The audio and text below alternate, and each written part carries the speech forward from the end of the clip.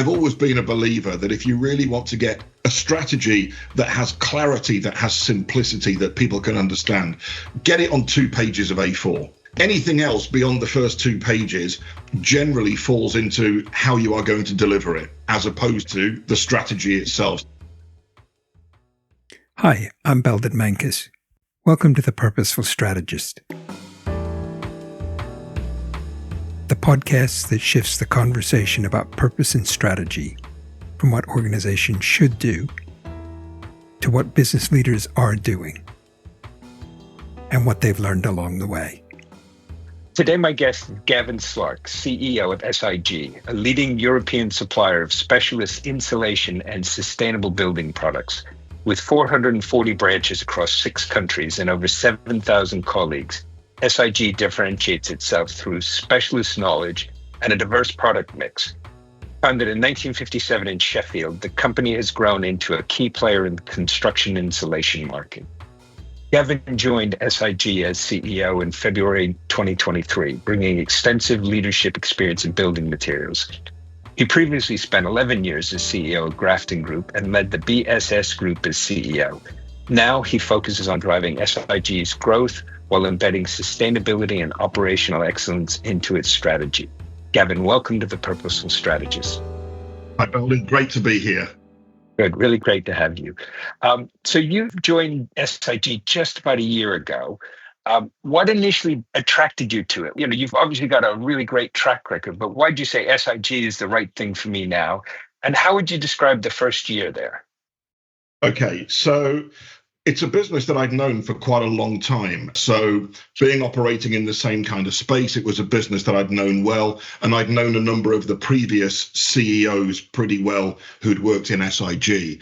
And I think when I had decided to make a change after sort of best part of 12 years as CEO of Grafton, it was very much about just trying to find something that you were going to find interesting, that you were going to find stimulating, a business that I believed I could bring real value to as the CEO. And certainly SIG ticked all of those boxes and kind of fitted within those parameters. And I had a phone call from the chair who said, would you be interested in coming to talk to us? You know, we appreciate that you're out of Grafton. We had the conversation, and I think there was just a lot of things about this business that I believed that over a 3 to 5 year period, we could bring some real value and bring some real transformation to it. I've seen your red lorries driving up and down the roads for years. And I think I know a little bit about the business, but if you can, just tell me, what do you actually do? And who are your customers, those sorts of things? So I think principally our customers are people involved in construction. So they are either jobbing builders or they are contractors. If you look at our 2 sort of really primary product sectors, which would be the interior fit out of houses and commercial buildings. So these would be people involved in dry lining and fitting out the interiors of buildings. Our other primary product sector is actually roofing, and that's roofing from small extensions to large industrial units. So when you see our lorries driving up and down the motorway, principally what we are delivering is either product that is going on the inside of the building or product that is going on the roof of the building. And those are our 2 sort of primary product groups. And we are basically a distributor. So we are buying in numerous products from manufacturers, consolidating that supply chain to try and make life easy for our end customer whilst they're on the building site.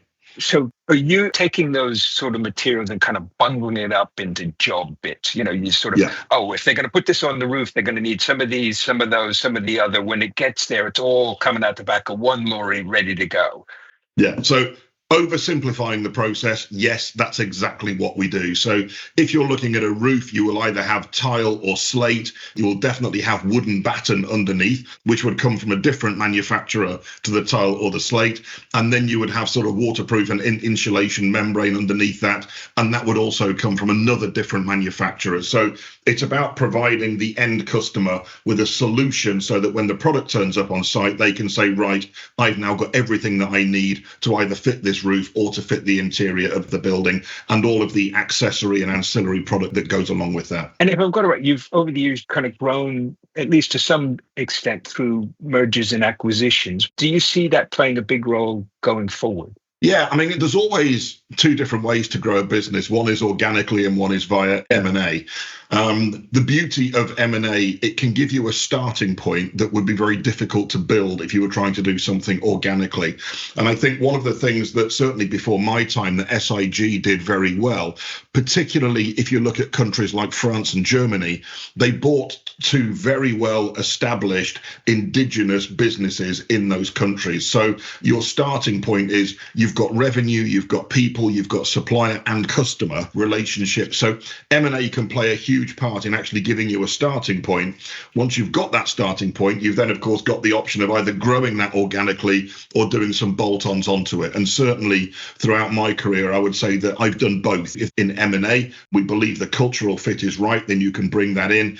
Obviously, by growing organically, then it's your own culture that you're actually developing and taking forward. But I think if you're going into a new territory or you're going into a new product sector, then buying something can give you a running start that can be really difficult to build if you try and do it organically, and particularly in the international markets where cultures and customer sort of expectations are different. So if you look at our business in France as an example, really well established, very high quality French businesses that have French brands. And if you ask our customers, they would say our French business, it looks, it feels, it smells like a French business. It doesn't feel like it's part of an Anglo business that's been implanted in France. And when you're dealing with a local customer base, then that culture and personality is really important. So if I've got it right, your vision is to be the best provider of specialist construction and insulation products in Europe. Yeah. Given what you've just said, where's the SIG-ness in that? If it's all very, kind of when you walk into the French business, it's like any other French business. What's the magic sauce that pulls SIG together? Yeah, it's a really good point because obviously we don't trade under the SIG brand everywhere. So, you have got different personalities, but I think the group brings an overarching culture and it brings an overarching drive as well as financial resources to each of these individual businesses. And I think when we say we want to be the best provider, best is quite a loose definition. I mean, it's a little bit like saying, well, what's your favorite restaurant? Your favorite might not be the closest to your home. It might not be the cheapest. It might not have the best staff in it, but actually you bundle all those things together. And we've all generally got a favorite restaurant or a favorite bar or a favorite shop that we go to. So I think about being the best provider. The real measure of that is when you say to your customer, who is your best provider of these products? If they turn around and say it's SIG in the UK or it's Vigo in Germany or it's Leet or La Riviere in France, that's the answer that we want to get. And sometimes when you ask the customer, why are they your best provider? Well, they might give you different reasons. You might have a customer in Germany who say, well, I think their pricing is fantastic. You might have a customer in France who say, it's all about the local delivery driver. I think he's brilliant and he looks after me in a fantastic way. So it's about having that overarching culture that says, being the best to our customer might actually mean different things to different customers. And we've got to have that flexibility within our strategy and our purpose to make sure that we can adapt to those different customer needs and wants. So that raises, for me anyway, a really interesting question, which is, so you've kind of got the group, yeah, and then you've got these somewhat distinct operating businesses. Yeah. Mechanically, how does this strategy process work across that? I think the really important thing is in any business, when you're developing what your strategy should be, it should be an iterative process. As the CEO, someone will say, look, Gavin, you are responsible for having this kind of strategic vision of where the business wants to go. And that's absolutely right, that goes with that role. But when you then say we want to be the best provider of these specialist products in Europe, you need to understand the differences between the market in Poland and the market in the southeast of England. So we start off with an overall vision, and then each of those businesses has a very high caliber managing director in them, because these are quite big businesses. So just round figures, if you look at Poland Poland is kind of €250 million for us. Germany is almost €500 million. France is €750 million. So you've got really high quality managing directors. So I think there's got to be an element of top down and saying, look, this is the overall vision that me as the CEO has of what we think our company should be. And then you've got to take the views and the opinions and the sort of ideas that come back up the food chain, because actually, generally in a people-driven business, it's the people that are at the coalface who will really have the best understanding of what our local customers need. And I think that local relationship, the way that we operate with local staff serving local customers, that's a critical part of the strategy from a group level, saying we want to be the best. But actually, if you take a single roofing contractor in somewhere like Krakow or Warsaw, it's the local guys who will understand what that means to their local customers. So I think it's an iterative process. And in that iterative process, do you have sort of one-on-one conversations with each one of the countries, or do you get those managing directors together and work it all out? I think getting the guys together is an integral part of what you have to do, because having one-on-one, then you'll get my ideas and we'll get your ideas. But when you've got a group of a dozen people, you spark off each other and somebody says something and it sort of seeds a thought in your brain. I bring that seed out and then say, Alphonse, who runs our German business, he would then spark off that idea. So I am a huge believer that when you're developing the strategy, which then ultimately turns into the culture and the personality of the business, that actually it's the people in the business who will drive that. Yeah. And do you do that annually? What's the rhythm? What's the cadence? First of all, I think strategic development is an ongoing process. It's very difficult to say, we will have a meeting in June, and in June, we will define our strategy for the next 5 years. And then in 2030, you say, right, we've done that 5 years, therefore, now what? You know, businesses have to evolve. And if you look at the pace that the world around us changes, you've got to have a flexibility and a dynamism and an agility to be able to react to what is actually going on in those businesses. And I think generally, if you start off with a 5-year plan, every year, 20% of that plan has gone. Therefore, you need to replace that 20% with what's then coming next. So I think it's a continual kind of evolutionary process. And also, you could be 2.5 years into a 5-year plan and something happens like a COVID or a financial crash or a war on the border of one of the territories in which you operate. And you've really got to have that flexibility to say, okay, we had the plan, but now, guys, we need to do something different. What are we going to do to get us through this next period of time? That's the way it works well. And just, for want of a better British phrase, employing dollops of common sense when you do this is really important, because I think, you know, it's very easy when you're developing a strategy to get tied up in that process and actually keep things simple with a huge degree of common sense, and you stand a much better chance of delivering it. Yeah, but this is really the kind of gritty, how do they actually do it stuff that I love. So let me ask another one. If you showed me your strategy, would you be showing me a 50-page text document, a diagram in one PowerPoint slide? Or is it, no, actually the strategy is in our collective heads at the end of that time we spend together? So, I mean, there is a huge amount of the strategy that kind of drifts into the sort of way that we do things. But I think I've always been a believer that if you really want to get a strategy that has clarity, that has simplicity, that people can understand, get it on 2 pages of A4. Anything else beyond the first 2 pages generally falls into how you are going to deliver it, as opposed to the strategy itself. So my own personal belief is that if you can get your strategy short and punchy, then you stand a far better chance of people understanding where you want to get to. How you get to where you want to get to is a whole different realm. But I think the most simplistic strategies, in my experience, have been the ones that you stand the best chance of delivering. And so I've got SIG at the group level, 2 pages.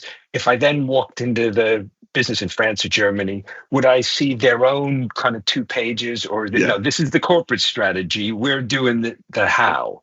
Yeah, and that is absolutely what we have to do, because when you get into those local businesses, the culture And also the products are different. So even if you talk about trying to put like a whole strategy together for roofing, and I appreciate roofing isn't a very rock and roll topic, but actually, this is what we do. And we've got 7,000 colleagues who buy into this. Even if you go to Poland, the products that you use in Krakow, which is a very old, beautiful city, lots of lead, lots of zinc, lots of ornate buildings. But the roofing products that you use in Krakow are very different to what you would use in, say, Katowice. Katowice being a very, if you like, Soviet era concrete buildings, flat roofs. So even when you say we've got this overarching strategy on roofing, there still has to be that local interpretation of what's going to be right for my local business. What you mentioned there sort of brought it to my mind. If I looked at your suppliers, I might find different brand names in different countries. But if I penetrated backward, I find some big manufacturing groups. And if so, how do you deal with them? So the answer to both of your questions is actually yes. So do we have different brands in Europe that behind the scenes are manufactured by very large corporations? The answer to that is yes. So if you look at a number of, say, the plasterboard brands in Europe, behind those plasterboard brands, you would end up back at, say, Saint-Gobain, Siniat or Knauf. So 3 large manufacturers that would supply most of the European markets. But then we also have local products that are very specific to local markets as well. And I think one of the things about building materials that I've always found fascinating is you can have an overarching plan on products, you can have an overarching plan on sectors, but when you're talking about dealing with local builders and local contractors, even in the UK, there are different products that people use in Scotland to what is used in the south of England. And you've got to have that agility to work with those local customers. So we deal with some huge corporations, and we also deal with some very small local businesses. When you're dealing with the huge corporations, are you trying sort of at a group level to negotiate deals with them, or is it's all left to kind of country? So generally speaking, the larger organizations will be set up by country. And again, they may have variations in their product that go into France as opposed to products that go into the UK. So we always try and manage a relationship at a group level. I think that's important so that our larger suppliers can understand where the group intends to go. But it generally filters down to some intense local relationships where those local products really come to the fore. Really interesting. It sounds like in some ways it's a complex thing to manage, but it also sounds like your whole mindset of it is let's translate that complexity into pretty simple things people can understand and get on with. Yeah, I've been a PLC CEO now for 20 years. So the experience is built up over quite some time. But in an organization and a business like ours, I've always been a believer in sort of a decentralized, federated structure. So you've got local people with real responsibility, real accountability. For instance, Marcin, who is the MD of Poland, he has that operational control of the Polish business. He develops that Polish personality. He will manage those local supplier relationships and keep it simple, because when you get right down to a branch level, you want the simplest possible message as to what they can do to impact the performance of the overall group. And are there any central functions, HR, finance, that all the countries sort of have to fit in with? The answer is very few. We do have a group HR director who's excellent at managing these relationships through the individual countries. Generally speaking, what you would have is a pyramid in each country with a managing director at the top. In that pyramid, each managing director would have their own CFO, their own marketing director, their own procurement, their own operations.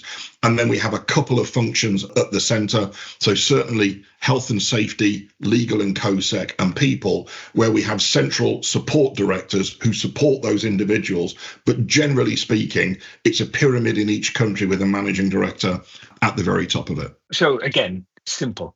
Yeah. Maybe that's just the way that my brain is wired and the way that I was trained when I first started work. I had a couple of really, really good mentors when I was younger. And generally, both of those were just guys who would say, take all of this complexity and just make it as simple as possible. And if you make it as simple as possible, then Gavin, you've got a better chance of understanding what I want you to do. And that's stuck with me for the past 40 years. One issue that can be complex for a lot of organizations is sustainability. And it's clearly a big focus in the industry that you support. Yeah. And if I'm got it right, you've got some pretty ambitious goals around that. So just kind of curious, how does that play out into the business strategy?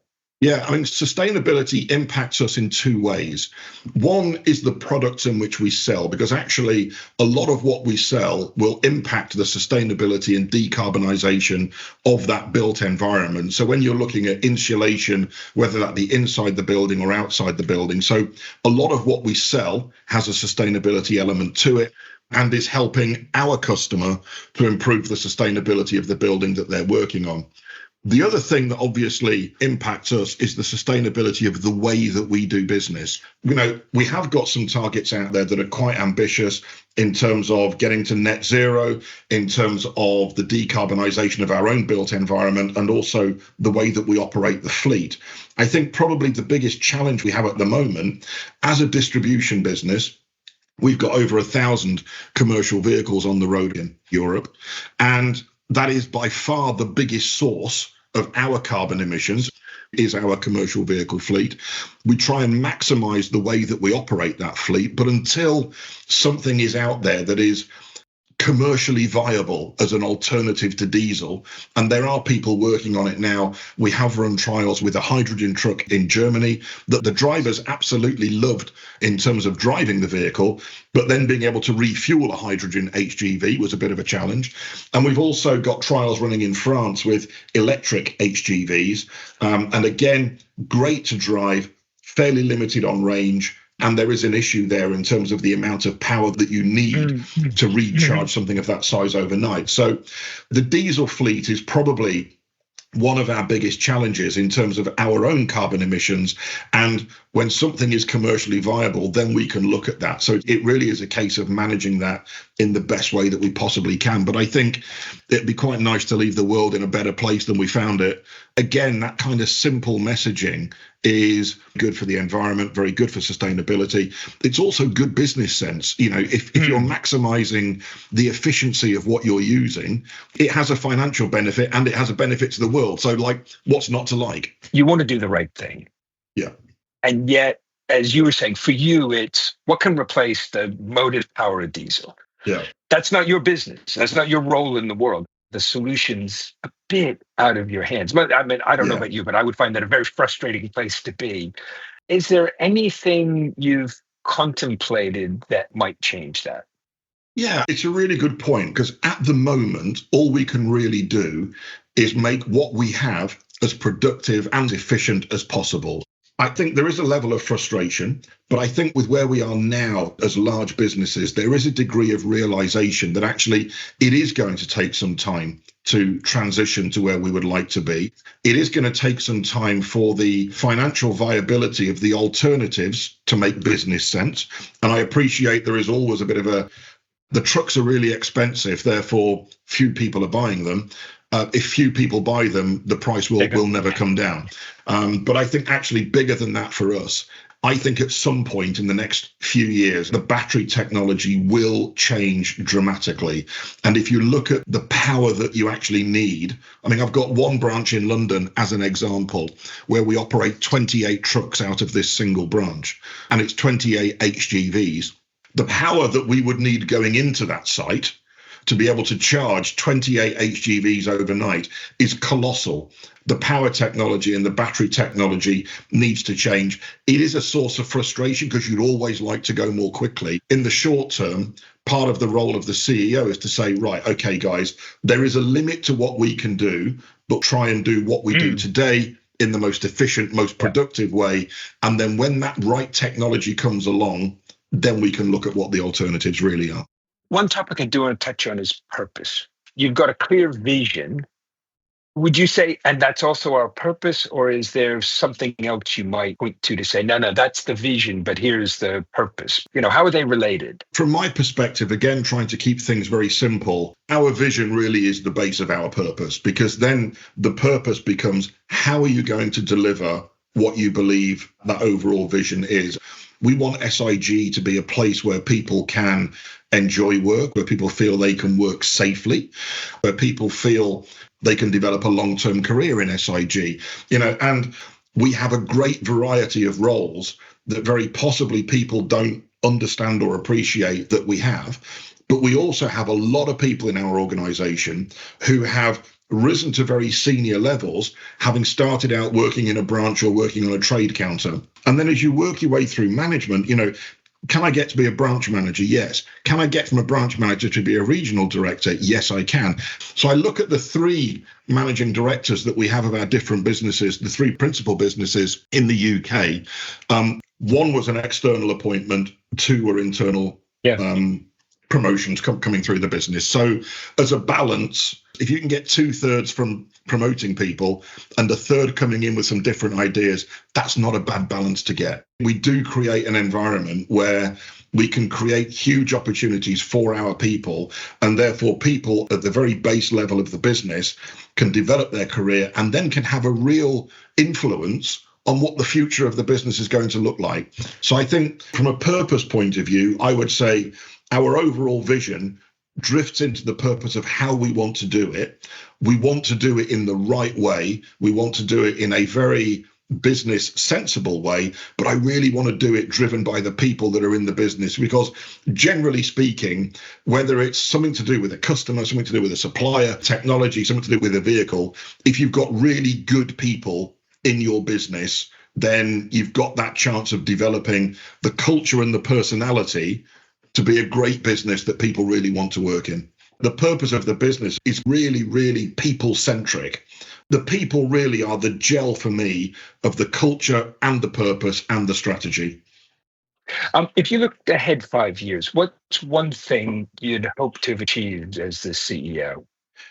I think SIG is a public company in the UK, and what I'd love to think in 5 years' time that we could look back and someone said, actually, do you know what? Not just on the financial results, but as a business, as a group of people, as a collective of 7,000 human beings, actually, they've made great steps forward. That, as a CEO, is the kind of legacy that you really want to leave behind. Yes, you are judged by the public markets on your results, but actually it's all the other stuff that you leave behind that I think you can be really judged by. Yeah. Any advice you'd have for other business leaders, either within your industry or beyond, on, kind of how you pull all that together? I think being authentic is a phrase that I know a lot of people use. I mean, I look around my executive team and we have such an interesting mix of different personalities, different management styles. Absolutely, in no way, shape or form could they ever be accused of being clones of me. I think being yourself, being authentic, and having the confidence that when you've recruited great people, let them be themselves. Don't try and shoehorn them into a mold, because actually, by having the confidence in people to let them be themselves, I think you then get the best out of people who work with you. And you do see some organizations who do try and shoehorn people into molds. And sometimes the most creative people, the sort of best leaders, have just got a style that is different, and actually let people be different. Anything we haven't touched on you think listeners should know or might want to know?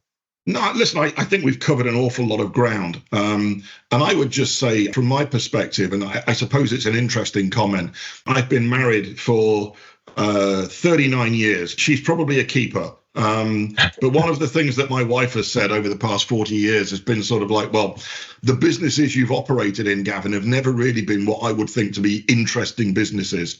I've been involved in plumbing and heating, building materials, paint, businesses that people might not think is terribly sexy.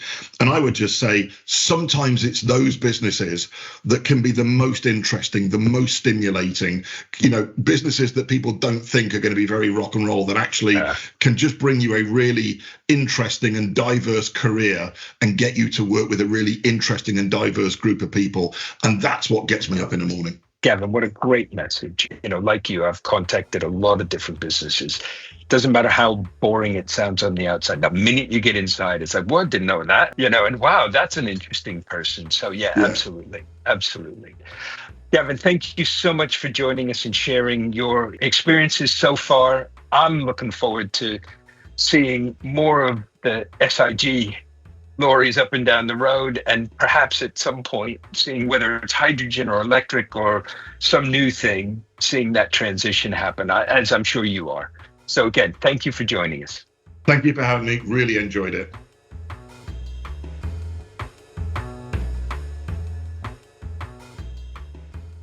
Thank you for joining us for this episode of The Purposeful Strategist. In addition to being available on our website, you can find us on Apple Podcasts, Spotify, and Google Podcasts. If you enjoyed this episode, please do follow us and leave us a 5-star review. It helps others find the podcast. Thanks again, and join us soon for the next episode of The Purposeful Strategist.